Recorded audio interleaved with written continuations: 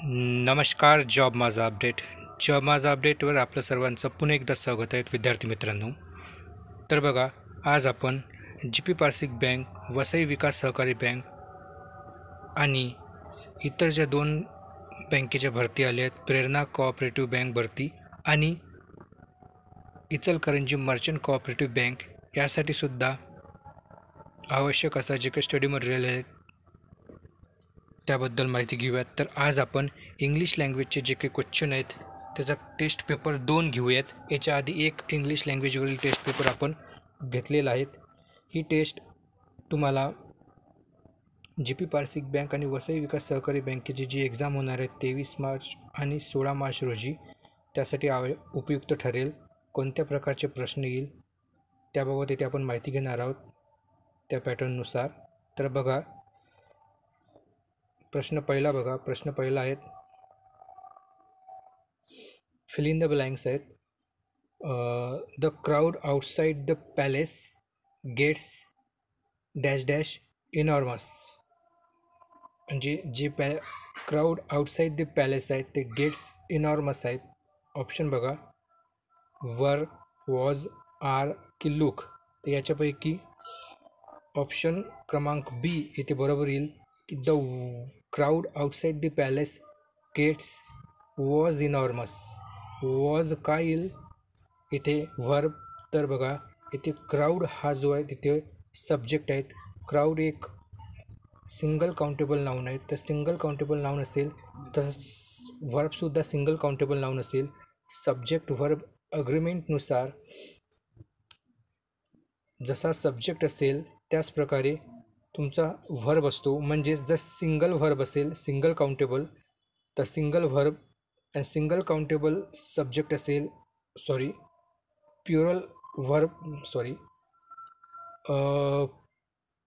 Plural noun असेल तर तुमचा जो व्हर्ब असेल तो सुद्धा प्युरल असेल. त्यानंतर बघा, प्रश्न क्रमांक 2, she is right dash dash full stop. तर हा एक प्रकारचा क्वेश्चन टॅगचा प्रश्न आहे. तर बघा, शी इज राईट हे वाक्य आपलं पॉझिटिव्हमध्ये आहेत. तर बघा, क्वेश्चन टॅगच्या रूलनुसार पॉझिटिव्ह वाक्याचा क्वेश्चन टॅग हा निगेटिव्ह बनतो आणि निगेटिव्ह वाक्याचा क्वेश्चन टॅग हा पॉझिटिव्ह बनतो. तर शी इज राईटचा क्वेश्चन टॅग बनेल ऑप्शन क्रमांक डी, इजंट शी. त्यानंतर बघा, प्रश्न क्रमांक 3, the small child was crying for dash dash dash mother. तर याचं बरोबर उत्तर येईल ऑप्शन क्रमांक C, its. The small child was crying for its mother हे त्याचं बरोबर उत्तर येईल.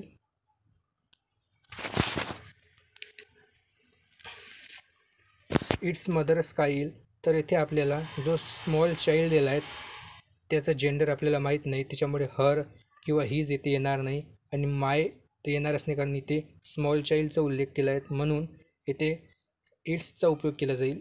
त्यानंतर बघा, question number 4, give the synonym of below words. म्हणजे खालील शब्दाचे जे समानार्थी शब्द आहेत ते ओळखायचे आहेत. त्यानंतर बघा, पहिला शब्द आहे प्रीडॉमिनंटली. प्रीडॉमिनंटलीचा आपल्याला समानार्थी शब्द सांगायचा आहे. प्रीडॉमिनंटलीचा अर्थ बघा पहिल्यांदा. तर प्रीडॉमिनंटलीचा अर्थ असो प्रामुख्याने असा त्याचा अर्थ होतो, म्हणजे मुख्य गोष्ट किंवा जी आवश्यक गोष्ट आहे ती. तर याचं बरोबर उत्तर असेल ऑप्शन बघा, ऑप्शन ए आहे mostly, extraordinary, option C forcefully, option D apparently. तर याचं बरोबर उत्तर असेल ऑप्शन ए मोस्टली. त्यानंतर बघा, प्रश्न 5, प्रोफाउजली. प्रोफाउजलीचा आपल्याला समानार्थी शब्द सांगायचा आहे. तर याचं बरोबर उत्तर असेल ऑप्शन नंबर ए ॲबंडंटली. ॲबंडंटली हे त्याचं बरोबर उत्तर असेल. प्रोफाउजलीचा मराठी अर्थ होते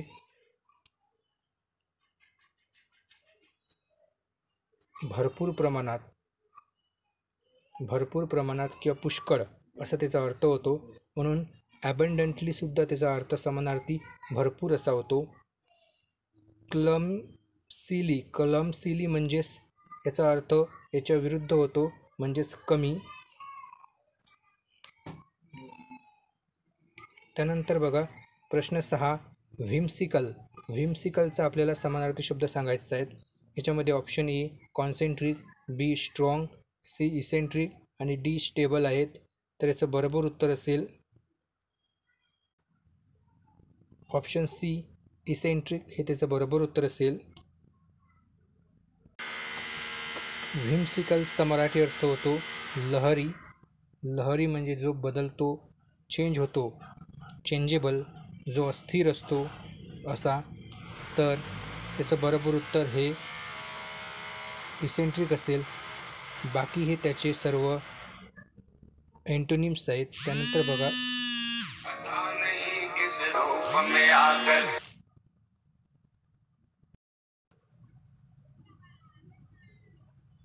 त्यानंतर बघा प्रश्न क्रमांक 7 एलिमेंटरी. एलिमेंटरी या शब्दाचा आपल्याला समानार्थी शब्द सांगायचा आहे. त्याच्यामध्ये ऑप्शन बघू शकता. Option A final, B simple, C varietal आणि डी कन्झर्व. तर याचं बरोबर उत्तर असेल ऑप्शन बी सिंपल. एलिमेंटरी म्हणजेच काय असते, तर जी गोष्ट जनरल किंवा सामान्य गोष्ट आहे त्याला आपण एलिमेंटरी म्हणतो. तर याचं बरोबर उत्तर असेल सिंपल. त्यानंतर बघा कन्झर्व.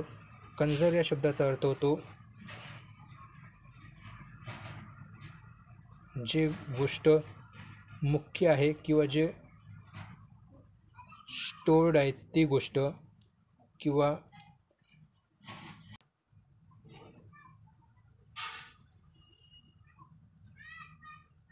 जतन केलेली गोष्ट. त्यानंतर बघा प्रश्न क्रमांक 8 येथे give the antonym of the word. त्यानंतरचा प्रश्न बघा give the antonyms of word. प्रश्न क्रमांक 8 आहे. यामध्ये शब्द आहे अँटीपॅथी. अँटीपॅथी या शब्दाचा आपल्याला विरुद्धार्थी शब्द सांगायचा आहे. येथे ऑप्शन दिला आहे टेलिपॅथी, सिम्पथी, ॲपॅथी, लायकिंग. याच्या अपोजिट आपल्याला सांगायचं आहे. तर याचं बरोबर उत्तर असेल ऑप्शन डी लायकिंग. अँटीपॅथीच्या अपोजिट असेल लायकिंग. अँटीपॅथीचा अर्थ यामध्ये अँटीपॅथीचा अर्थ असा होतो की अँटीपॅथी म्हणजेच तिरस्कार किंवा द्वेष असा त्याचा अर्थ होतो. तर त्याच्या अपोजिट असेल लायकिंग. त्याच्या व्यतिरिक्त सिम्पथीचा अर्थ होतो सहानुभूती आणि ॲपॅथीचा अर्थ होतो उदास. त्यानंतर बघा प्रश्न क्रमांक 9 स्ट्रेनियस. स्ट्रेनियसच्या विरुद्धार्थी. तर बघा स्ट्रेनियस म्हणजे काय असते, तर स्ट्रेनियस म्हणजे मजबूत हा त्याचा अर्थ होतो. तर याच्या अपोजिट मिनिंग काय असेल, तर याचं अपोजिट मिनिंग असेल ऑप्शन क्रमांक ए लेदर्जिक म्हणजेच कमजोर. त्यानंतर बघा प्रश्न क्रमांक 10 ग्ल्युटनस. ग्ल्युटनसचा विरुद्धार्थी शब्द आपल्याला सांगायचा आहे. याच्यामध्ये बघा ग्रीडी, गॉर्मंड, ॲब्स्टॅमियस आणि इन्स्टिगेट. तर याचं बरोबर उत्तर असेल ऑप्शन सी ॲब्स्टॅमियस. हे ग्ल्युटनसच्या अपोजिट असेल. ग्ल्युटनस म्हणजे काय असते, तर ग्ल्युटनस म्हणजे जो लोभी असते, लोभी म्हणजेच ग्ल्युटनस असते. तर ग्रीडीसुद्धा लोभी किंवा गॉर्मंडसुद्धा लोभीचा अर्थ होतो. ॲब्स्टॅमियस हा त्याचा विरुद्धार्थी शब्द आहे. त्यानंतर बघा प्रश्न find the error of the sentence. तर खालील काही सेंटेन्स दिलेले आहेत त्यामध्ये आपल्याला एरर फाइंड आउट करायचे आहेत. यामध्ये प्रश्न क्रमांक 11 बघा. याच्यामध्ये आपल्याला एरर फाइंड आउट करायचे आहेत. कोणत्या पार्टमध्ये आपली एरर आहे हे आपल्याला शोधायचे आहेत. प्रश्न बघा there goes mister Goswami and her smiling little kids in the pram across the road. तर याच्यामध्ये आपल्याला एरर शोधायचे आहेत. प्रश्न पुन्हा एकदा ऐका. There goes mister Goswami and her smiling little kid in the pram across the road. याच्यामध्ये आपल्याला एरर शोधायचे आहेत काय आहेत, तर त्याच्यामध्ये एरर असेल ऑप्शन क्रमांक 1 अँड हर स्माइलिंग लिटल किड. याच्यामध्ये एरर आहेत. तर बघा इथे बघा हा जो हे जे पार्ट आहेत and her smiling little kids याच्यामध्ये एरर आहेत. त्यानंतर बघा प्रश्न क्रमांक 12 I am knowing him since 2014. याच्यामध्ये आपल्याला एरर शोधायची आहेत. ज्याच्यामध्ये एरर आहेत ती एरर शोधून ती दुरुस्त करायची आहेत. तर बघा याच्यामध्ये आय एम नोईंग यामध्ये एरर आहे, ती आपल्याला दुरुस्त करायची आहे. तर इथे याच्या जागी कोणता पार्ट जो आहे ते येईल. I was knowing, I had knowing, I knows, I have known him. तर बघा इथं वाक्य काय म्हटलं आहे की मी त्यांना 2014पासून ओळखतो. तर इथं काय येईल, तर याच्यामध्ये सिन्स 2014 म्हणजे ओळखतो आणि ओळख आहे सुद्धा असा त्याचा अर्थ होतो. म्हणून येथे ऑप्शन क्रमांक डी त्याचं उत्तर येईल. I have known him since 2014 म्हणजेच प्रेझेंट परफेक्ट टेन्समध्ये हे वाक्य येईल. त्यानंतर बघा प्रश्न क्रमांक 13, तुहीन rush out the medical store as soon as he could. याच्यामध्ये एरर शोधायची आहेत. तर याचं बरोबर उत्तर असेल ऑप्शन क्रमांक 2 आऊट. याच्यामध्ये एरर येईल. आऊट हा शब्द चुकीचा आहे तिथे. त्यानंतर बघा प्रश्न आहेत, select the most appropriate meaning of the given idioms. खालील जे काही इडियम देण्यात आलेले आहे म्हणजे मनी, त्याचा आपल्याला अर्थ सांगायचा आहे. तर बघा प्रश्न क्रमांक 14 आहे, gets the lion's share. Gets the lion's share, lion's share म्हणजे काय, तर याचं बरोबर उत्तर असेल ऑप्शन क्रमांक 3 दी largest part of the something. म्हणजेच बघा लायन्स शेअर म्हणजेच बघा लायन्सचा शेअर म्हणजेच काय असते की मोठा शेअर, एक मोठा लाभ किंवा मोठा भाग प्रॉफिटमधला असा. तर त्याचं बरोबर उत्तर येईल option C the largest part of the something. त्यानंतर बघा break a leg. Break a leg याचा आपल्याला अर्थ सांगायचा आहे. तर याचं बरोबर उत्तर असेल याच्यामध्ये ऑप्शन बघा, option 1 wishing goods, relieving a secret, being pretentious आणि 4 आहे अग्रेसिव्ह नेचर. तर याचं बरोबर उत्तर असेल ऑप्शन 1 विशिंग गुड लक. हे त्याचं बरोबर उत्तर असेल. ब्रेक अ लेग म्हणजेच काय असते की शुभेच्छा देणे, चांगलं घडण्याची. त्यानंतर बघा प्रश्न क्रमांक 16. प्रश्न क्रमांक 16 आहे, select the option that express the given sentence in active voice. तर आपल्याला याच्यामध्ये ॲक्टिव्ह वॉइसचं वाक्य सांगायचं आहे. जे सेंटेन्स आहेत ते सेंटेन्स ॲक्टिव्ह वॉइसमध्ये सांगायचं आहे. सेंटेन्स आहे, द डॉक्टर्स इंस्ट्रक्शन ऑट टू बी फॉलोड केअरफुली. डॉक्टरच्या इंस्ट्रक्शन जे आहे ते ऑट टू बी फॉलोड केअरफुली, ते केअरफुली फॉलो झाल्या पाहिजे. तर बघा याच्यामध्ये याचं बरोबर उत्तर येईल. बघा ऑप्शन बघा, ऑप्शन आहेत you ought to follow the doctor's instruction carefully.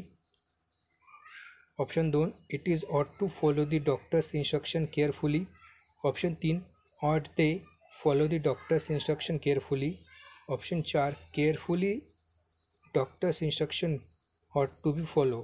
तर बघा याचं बरोबर उत्तर असेल ऑप्शन क्रमांक 1 you ought to follow the doctor's instruction carefully. तर कसं बघा ॲक्टिव्ह वॉइस पॅसिव्ह वॉइसमध्ये काय असते की ॲक्टिव्ह वॉइस हा सब्जेक्टपासून सुरू होत असतो, तर पॅसिव्ह वॉइस हा ऑब्जेक्टपासून सुरू होतं.